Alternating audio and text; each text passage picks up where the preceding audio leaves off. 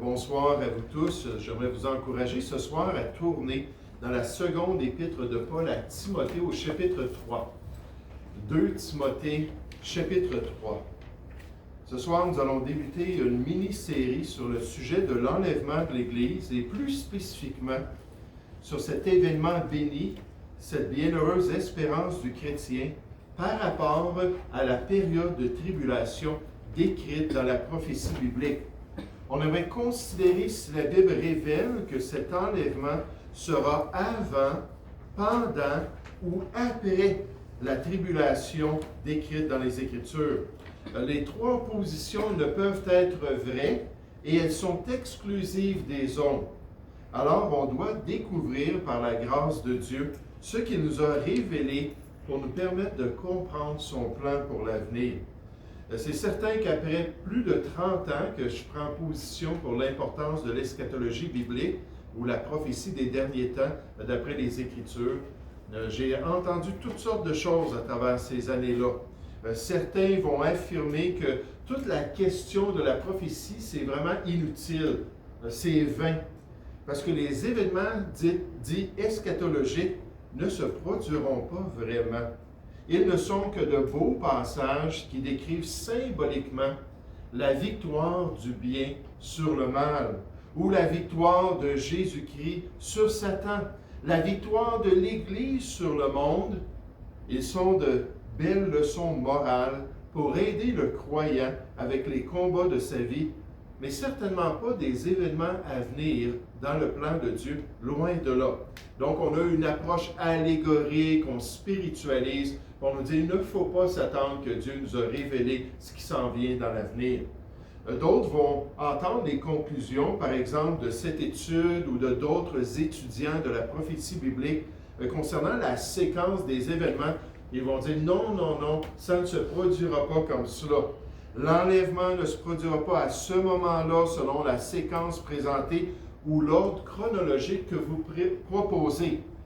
Et souvent, c'est des pasteurs de renom, des théologiens, des enseignants de l'Église, ou parfois même des croyants guidés de Dieu dans leurs conclusions.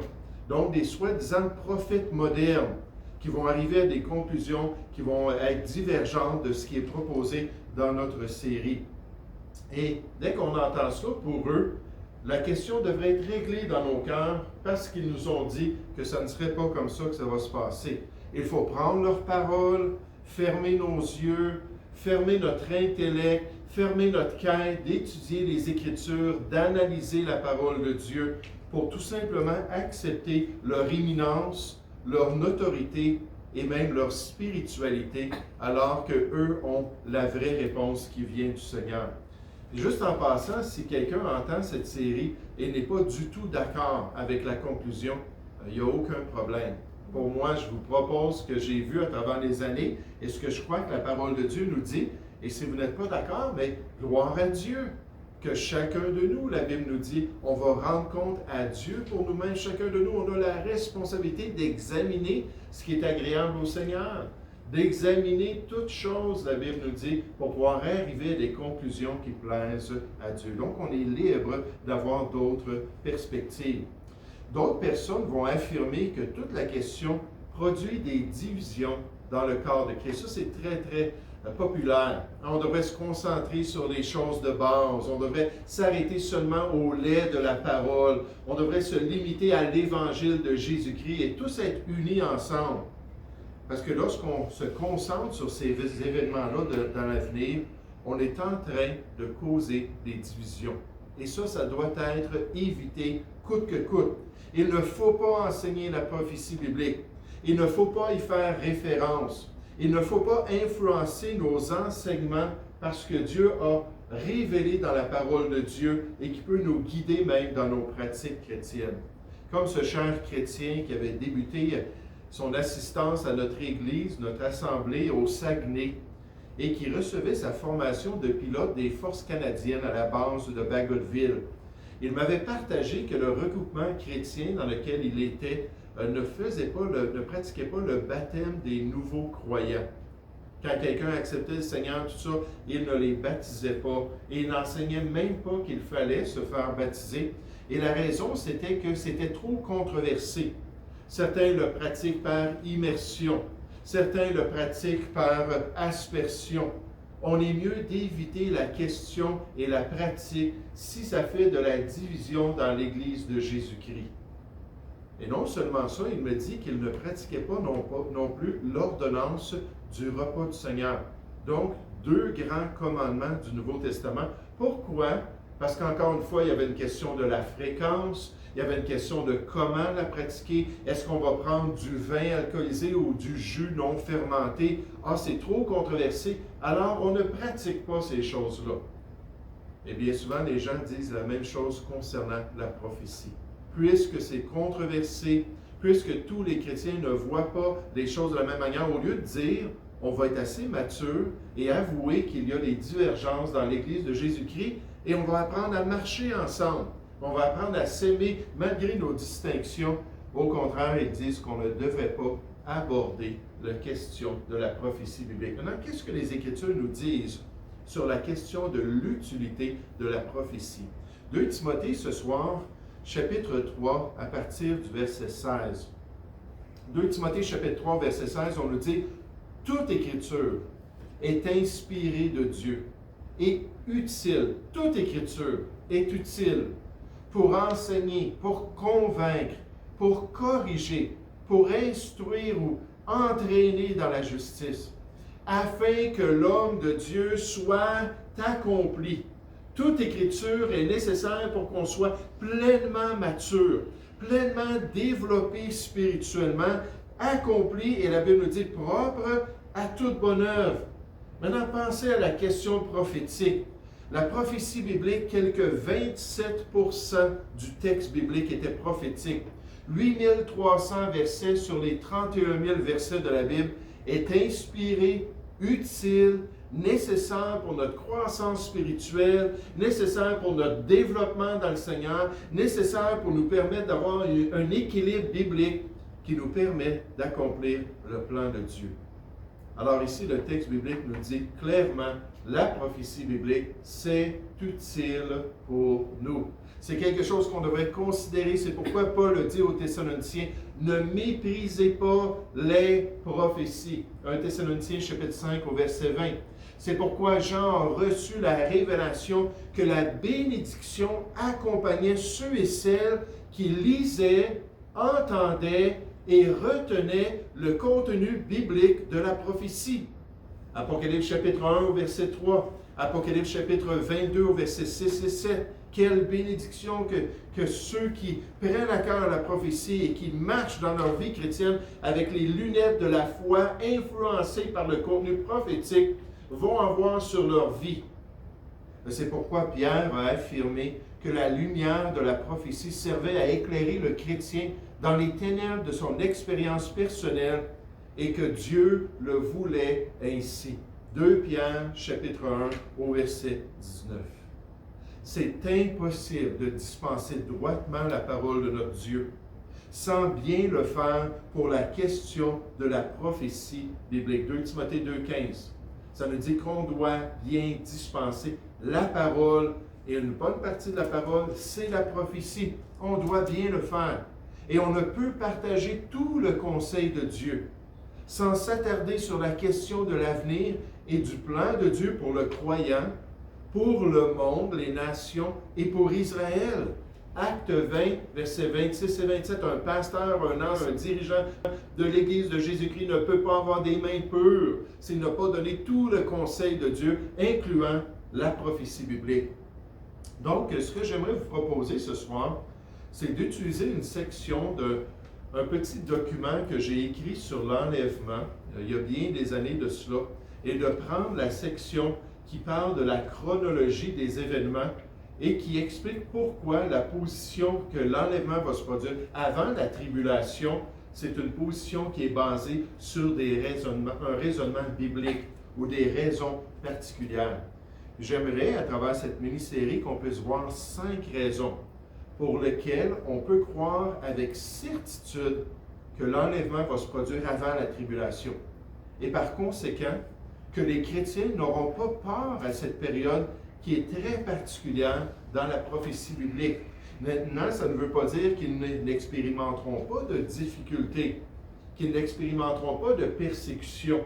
Comme la plupart des chrétiens de l'histoire, on peut s'attendre que même en dehors de la tribulation, les chrétiens vont subir des choses pour la gloire de Dieu. La Bible nous dit que tous ceux qui veulent vivre pieusement en Jésus-Christ seront persécutés. 2 Timothée 3, verset 12. Donc Dieu nous dit que c'est quelque chose de normal pour l'Église de Jésus-Christ. Ce soir, j'aimerais qu'on puisse juste commencer avec la première raison. La première raison pour laquelle, j'espère que vous avez tous vos notes, puis les notes, je vais les avoir mises sur Internet pour ceux qui suivent à la maison. Ils peuvent juste imprimer ces notes-là, puis suivre. Puis j'aimerais qu'on puisse tourner à la page 7 et qu'on puisse regarder la première raison. Cette raison-là, c'est la nature de la tribulation. La nature que la parole de Dieu donne à la tribulation. Cette nature-là va nous aider à voir est-ce que c'est pour l'Église ou est-ce que c'est pour quelqu'un d'autre. Puis là, on va le voir d'après ce que la parole de Dieu a dit. Donc, à la page 7 de notre série, ou de notre texte plutôt, en haut de la page, on nous dit, étant donné la complexité de l'étude de l'eschatologie, je vous ai toujours dit, c'est un grand casse-tête, la prophétie biblique. Il y a toutes sortes d'éléments qui se trouvent à travers la parole de Dieu, qu'on peut tout amener ensemble et faire une harmonisation de tous ces passages-là et voir le grand, si on pourrait dire, le grand paysage prophétique de Dieu. Et comme c'est beau de voir tout ce que Dieu a révélé. Mais donc c'est complexe, c'est certain que c'est complexe, ça prend des efforts. Il est évident que tous les croyants ne verront pas l'ordre des événements de la même manière. Il y a 3 points de vue concernant l'enlèvement de l'Église. Le point de vue pré-tribulationniste, c'est-à-dire que l'enlèvement va se produire avant la grande tribulation, ou avant la tribulation, je devrais dire. La position mid-tribulationniste, que ce sera au milieu de la tribulation, et la position tribulationniste, que ce sera à la fin de la tribulation.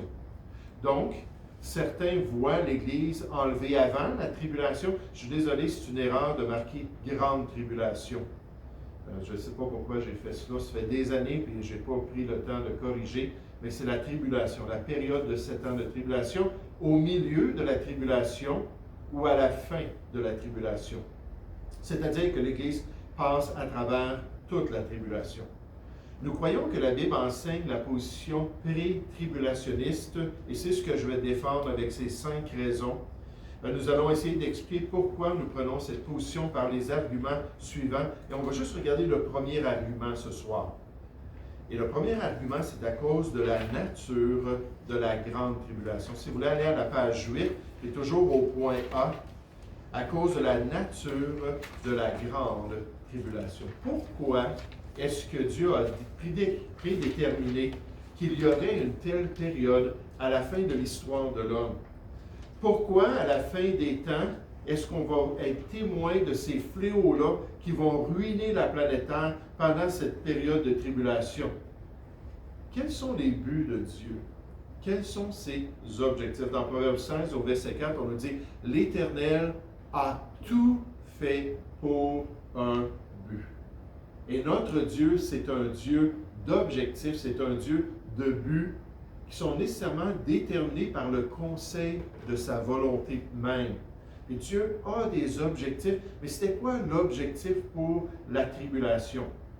Nous croyons qu'il est évident que l'Église de Jésus-Christ ne sera plus sur terre lors de la tribulation à cause de la nature même de cette période.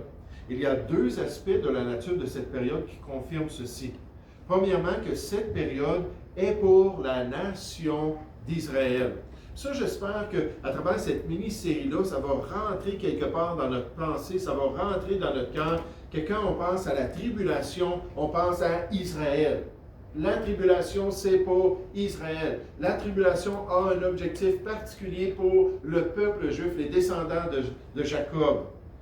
Le deuxième point, c'est une période de jugement divin. Ça aussi, quand on pense à la tribulation, on devrait tout de suite avoir le mot « la colère de Dieu », l'expression « la colère de Dieu » qui vient dans notre esprit. Continuellement, à travers les récits bibliques, on nous parle de la colère de Dieu et on l'associe le jugement de Dieu sur l'homme pécheur qui est manifesté pendant la tribulation. Le nom grande tribulation vient de l'expression relatée par le Seigneur Jésus-Christ au verset 21 de Matthieu 24. Il dit, car alors la détresse ou la tribulation sera si grande qu'il n'y en a point eu de pareil depuis le commencement du monde jusqu'à présent et qu'il n'y en aura jamais. Puis juste en passant, dans Apocalypse chapitre 7 et au verset 14, on parle d'un groupe d'individus qui vont venir, on nous dit, ce sont ceux qui viennent de la grande tribulation. Donc l'expression est utilisée aussi dans Apocalypse 7 au verset 14. Grâce au verset 15, de Matthieu chapitre 24, le grand discours du Seigneur Jésus, de ce même chapitre, et à Daniel 12 au verset 1, nous pouvons déduire que la tribulation est la 70e semaine de Daniel, fixée sur ton peuple et sur ta ville sainte. Et cette 70e semaine-là est décrite dans le livre de Daniel au chapitre 9, et ensuite on la voit relatée dans le livre de l'Apocalypse. Alors qu'on nous parle des temps, des mois et des jours qui vont être découlés pendant la période des jugements de Dieu. Et c'est évident que c'est cette semaine-là de tribulation qui est décrite. Il y a toute une série qu'on a faite sur les 70 semaines de Daniel. Juste en passant, 70 semaines, l'expression c'est 7 dans l'original. 77 et le contexte de Daniel chapitre 9, c'est Daniel qui voit la prophétie de Jérémie qui dit 70 ans ont été établis sur ton peuple. Donc on parle d'années. 77 années, donc 490 ans ou 70 périodes de 7 ans. On va y revenir tout à l'heure. Le but de la tribulation est de régler le problème d'Israël et d'établir la justice éternelle. On voit ça dans Daniel chapitre 9. Cette semaine se limite à cet objectif et aux Juifs. Elle ne concerne pas l'Église. Quand on regarde cette grande prophétie-là, Dieu dit, il y a 70 périodes de 7 ans que moi je veux utiliser, donc 490 ans, pour amener votre salut, pour amener votre rédemption. Et là, Dieu se concentre sur le peuple juif avec ce travail-là qu'il allait accomplir. Et il décrit ces 70 semaines-là. On va y revenir dans un instant. Mais ça n'a rien à faire avec l'Église, ces 70 semaines-là. Cette semaine, donc la 70e, a pour but des fins terrestres selon les alliances faites avec Abraham, donc la terre promise à Abraham par alliance, et à David, le trône qu'il allait avoir à Jérusalem et ses descendants. Donc, c'est toutes des choses de la terre. Elle n'a rien à faire avec l'Église qui consiste en citoyen des cieux. Autant l'Église a été absente des 69 premières semaines, autant elle le sera pendant la 70e semaine. Qu'est-ce qu'on apprend dans Daniel chapitre 9, versets 25 et 26? C'est que Dieu dit qu'il y a 69 semaines. 7 semaines et 62 semaines, donc 69 semaines jusqu'à la venue du Messie. Et après la 69e semaine, le Messie va être retranché. Donc, il reste juste une semaine ou une période de 7 ans. Après que Jésus est monté au ciel dans la gloire auprès de son Père céleste, il restait juste 7 ans pour que Israël soit sauvé. Mais là, qu'est-ce qui s'est produit quelques jours après qu'il soit monté au ciel? Le Saint-Esprit est descendu et l'Église a été établie. Puis 7 ans après, Israël n'était pas du tout sauvé. Paul, au contraire, dans Romains 11, dit qu'Israël, en tant que nation, et en tant que l'institut de Dieu, a été mis de côté pour un temps. Puis un jour, elle va être rebranchée là, dans la vigne sauvage. Là. Mais là, pour l'instant, elle est mise de côté. Puis comme on n'a pas été dans les 69 premières semaines jusqu'à la venue du Messie, de la même manière, on ne sera pas dans la 70e semaine. Aucune prophétie de l'Ancien Testament concernant la tribulation ne fait mention de l'Église. L'Église a commencé après la 69e semaine, à la Pentecôte, et la 70e semaine commencera après l'enlèvement de l'Église, lorsque la totalité des païens sera entrée. Ça, c'est la période de mystère que Paul décrit dans Éphésiens 2 et 3. Un mystère, c'était quelque chose qui n'avait pas été révélé dans les prophéties de l'Ancien Testament. Dieu avait parlé de la nouvelle alliance, mais il n'avait pas parlé de l'assemblée chrétienne. C'était quelque chose d'une parenthèse qu'il n'avait pas révélé. Et donc, 69 semaines, le Messie est retranché, et avant que les 7 dernières années se produisent, Dieu dit non, non, là, je vais établir quelque chose de nouveau. Une nouvelle institution qui va pouvoir amener l'Évangile de Dieu à travers les nations.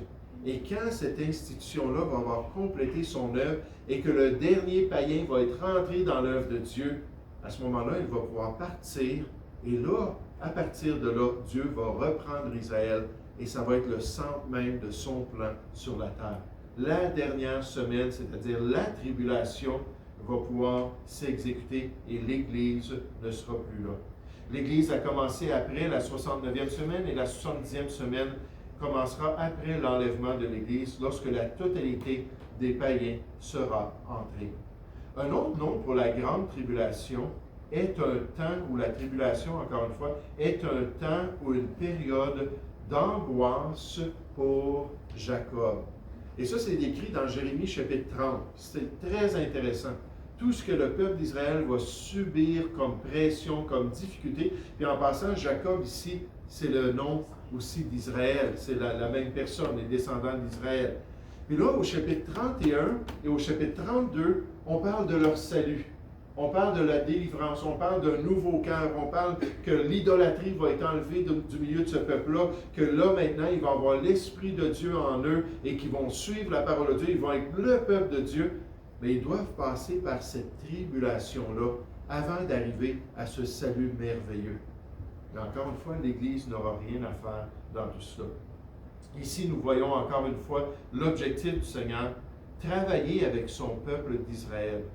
Plusieurs éléments prophétiques nous confirment la prééminence d'Israël pendant la tribulation et l'exclusion évidente de l'Église. Premièrement, les prophéties de Matthieu 24, Luc 21, Marc 13, Daniel 12, Jérémie 30, toutes des prophéties qui parlent de ces événements des derniers temps, parlent d'Israël et non pas de l'Église. Bien que ces passages parlent de la tribulation, il n'y a aucune mention de l'Église dans ces passages-là. Oui, c'est vrai que le Seigneur Jésus parlait à ses apôtres et disait des informations pour les préparer, eux, à leur persécution et surtout aux descendants des Juifs dans cette période-là de tribulation. Lorsque les Juifs allaient voir l'abomination de la désolation établie en lieu saint, Matthieu 24 au verset 15, alors que ceux qui sont en Israël ou en Judée ne retournent pas dans leur maison, puis toutes les instructions même pour la femme enceinte qui devait prier que ces choses-là ne se passent pas en hiver parce qu'ils devaient se sauver.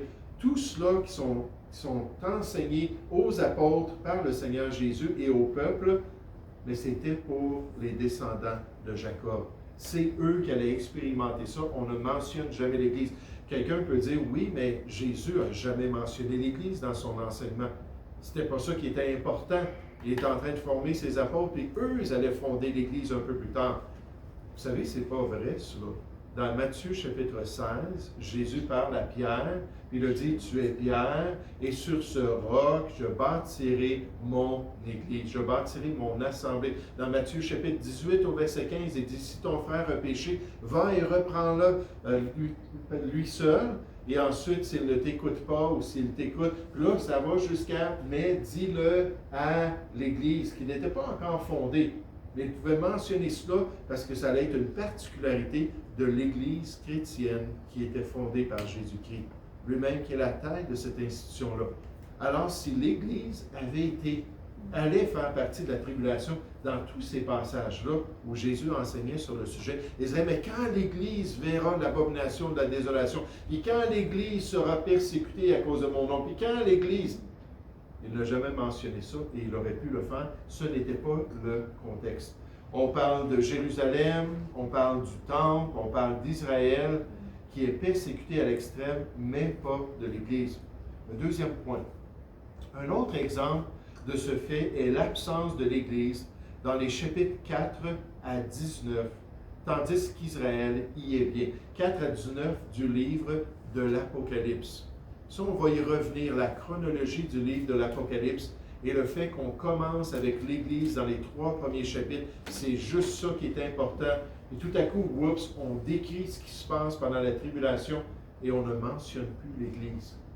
Et là, on voit l'Église qui est aux noces de l'agneau dans l'Apocalypse, chapitre 19, et qui s'apprête à descendre sur cette terre avec la parole de Dieu, avec le Seigneur Jésus.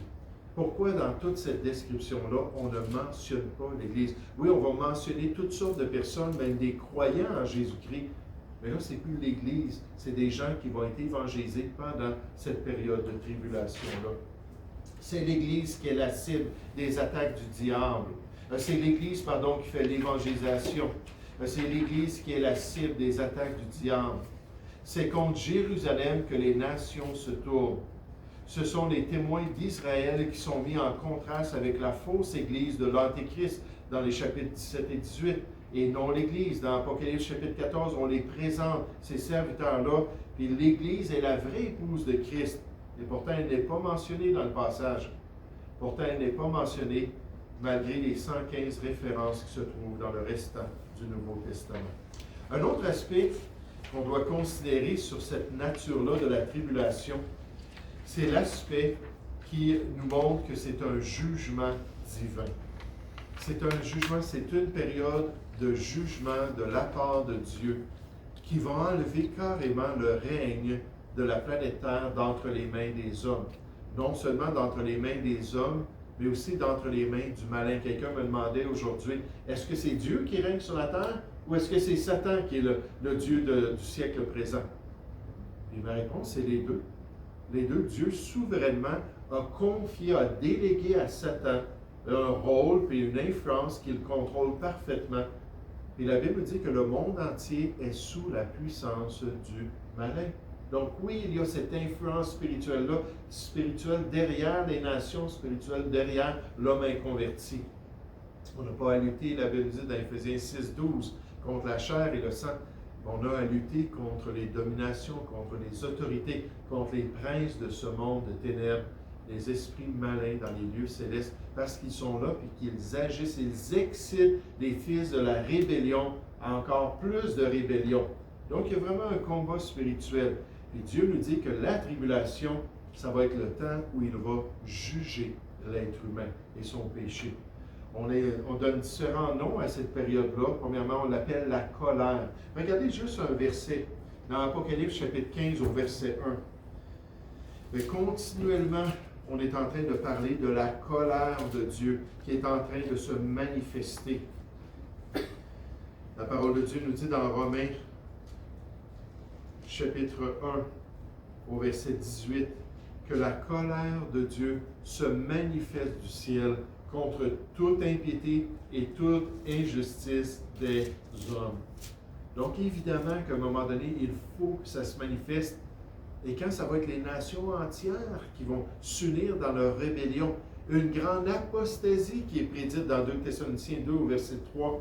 Et à ce moment-là, Dieu, son jugement va se manifester de manière mondiale, alors qu'il va détruire la planète, alors qu'il va détruire les habitants de la terre. Dans Apocalypse chapitre 15 au verset 1, on nous dit « Puis je vis dans le ciel un autre signe, grand et admirable, 7 anges qui tenaient 7 fléaux, les derniers. » Dans les 21 fléaux que Dieu envoie pendant la tribulation, là on arrive aux 7 derniers fléaux, puis on nous dit « Car par eux s'accomplit la colère de Dieu. » La tribulation, c'est la colère à venir. C'est la manifestation du jugement de Dieu sur les nations du monde dans les derniers temps. Donc, on appelle ça la colère. On appelle le jugement, le châtiment, le trouble de Jacob, le ravage dans Joël chapitre 1. Un jour de ténèbres et d'obscurité, le grand jour de l'Éternel Dieu qui doit se manifester dans les derniers temps. En plus de ces passages, la Bible nous dit que le but de la tribulation est de punir les habitants de la terre. Donc ça, on le voit à quelques reprises. Cette expression, katoikeo, en grec, identifie ceux qui vont expérimenter la colère de Dieu. Ce sont ceux qui ont fait leur demeure permanente sur la terre. Ceux qui ne sont pas intéressés à l'avenir dans le ciel. Ceux qui ne veulent rien savoir de Dieu. Ceux qui ne veulent rien savoir de son plan pour la terre. Ceux qui s'attachent au monde et à sa fausse religion. Ce sont ceux qui choisissent les choses de la terre au lieu des choses célestes. Cela ne représente, certes pas l'Église qui est d'en haut. Les commentateurs Jamieson, Fawcett et Brown ont dit: on représente ici, en parlant des habitants de la terre dans la prophétie, ceux qui sont de la terre, ceux qui sont terrestres. Ceci implique que leur demeure est la terre et non le ciel. Et Dieu envoie ces fléaux, ces jugements-là pour les punir en particulier, pour qu'ils puissent goûter sa colère avant de l'expérimenter pleinement dans l'éternité. Alors que là, les degrés de jugement vont se manifester pendant qu'ils vont être dans la géhenne. La Bible enseigne que les croyants ont été complètement délivrés de la colère de Dieu. Alors pourquoi est-ce qu'ils auraient besoin de passer dans la tribulation? C'est pour Israël, puis c'est la colère de Dieu qui se manifeste, mais nous, on n'est plus appelés à ça. Notre salut est parfait et il nous délivre de toute manifestation de la colère à venir venant de Dieu. Les hommes vont nous persécuter. La vie ne sera pas facile avec l'approche de la tribulation, mais Dieu a promis de ne pas nous faire expérimenter sa colère. Les analogies des types de la Bible nous montrent que Dieu délivre les saints de ses jugements, comme dans 2 Pierre chapitre 2. Pensons à Noé et au déluge. Dieu l'a délivré du déluge. Pensons à Lot et le jugement qu'il a frappé, que Dieu a frappé Sodome et Gomorrhe, et il l'a délivré. Dieu ne jugera pas non plus son Église avec le monde pendant la tribulation, car son Église aura été enlevée avant le début de la colère. C'est ce que font les nations, n'est-ce pas, lorsqu'elles enlèvent leurs ambassadeurs avant le début des hostilités. Et nous, la Bible dit dans 2 Corinthiens 5, au verset 1, au verset 20, que nous sommes les ambassadeurs de Christ. Donc, avant que le Seigneur envoie son jugement sur la terre, il va venir nous chercher pour nous amener dans le ciel. Notez bien, il est vrai que Dieu protégera ses serviteurs d'une façon surnaturelle contre sa colère pendant cette période, mais les serviteurs protégés ne sont pas l'Église de Christ, mais les 144 000 Juifs et les 2 témoins d'Apocalypse chapitre 11. Donc, on nous dit qu'ils vont passer à travers cette tribulation-là, et le Seigneur va leur permettre de survivre, à part les 2 témoins, après 3 ans et demi, là, dans la dernière section qu'on appelle la Grande Tribulation. Là, Dieu va donner à l'Antéchrist l'autorité de tuer ces 2 témoins-là. Et après 3 jours et demi de temps, alors qu'on a laissé leurs cadavres en plein dans la rue de Jérusalem, Dieu va venir les ressusciter et les faire monter vers le ciel, pour montrer encore qu'il est souverain.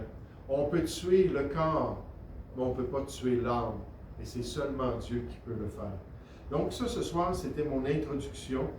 Dans toute cette question-là, il faut penser, c'est quoi la tribulation? Pourquoi la tribulation? Et qu'est-ce que Dieu nous dit concernant la tribulation? Puis toute la prophétie biblique avec les dates, avec encore une fois, le nombre d'années, le nombre de jours, les temps, tout ça, nous dit que la tribulation, c'est la 70e semaine de Daniel. Dans ce grand plan-là de 490 ans pour amener le salut des Juifs. Et là, il reste juste 7 ans pour que les Juifs soient sauvés. Quand l'Église va partir, Dieu va commencer à travailler avec Israël. Il va permettre même la persécution du peuple juif qui aura été séduit par le grand empereur des derniers temps, pour les amener finalement à ce moment-là où ils vont se tourner vers les cieux. Et là, ils vont comprendre qui était Jésus-Christ. Et la Bible nous dit qu'un esprit de grâce et de supplication, Zacharie chapitre 12 nous en parle, va descendre sur ceux qui vont avoir survécu parmi les Juifs. Et alors, tout Israël sera sauvé. La tribulation aura accompli l'objectif de Dieu à travers l'histoire. Et la grande prophétie de celui qui ne ment pas va amener son peuple à genoux, à ses pieds, pour qu'ils deviennent vraiment le peuple de Dieu. Donc, la semaine prochaine, Dieu voulant, on va continuer à regarder d'autres raisons pour lesquelles on peut avoir cette conviction-là qu'effectivement, que nous allons partir avant la tribulation.